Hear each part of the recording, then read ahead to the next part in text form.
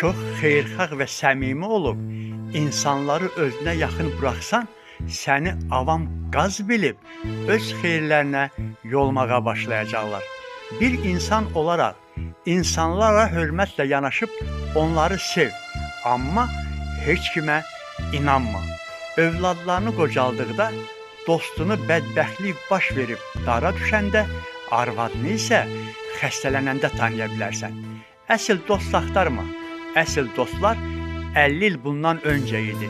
İndiki dostlar ya sənin vəzifənə görə, ya içki puluna görə, ya da işi səndən keçdiyinə görədir.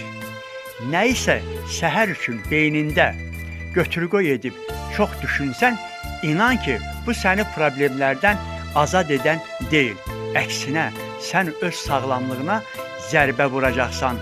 Əvvəllər dünyanı ağıllı adamlar idarə edərdi. İndi isə axmaqlar idarə edir. Çünki ağıllılar öz ağıllarını itirib axmaqlamağa başlamışlar. Çoxlu dostlarla, tanışlarla, sənə yaxın olanlarla, qohumlarla görələnmə. Qəflətən büdürə yıxılsan, tək qalxmalı olacaqsan. Həyatda hər zaman ayaq üstə dik durub büdürəməmək ümidi ilə uca Allaha əmanət olar, sağlam olar və gülümsəyək. Gülümsəyin cənablar və xanımlar, gülümsəyin. Bu da bir sədəqədir. Gülümsəyin.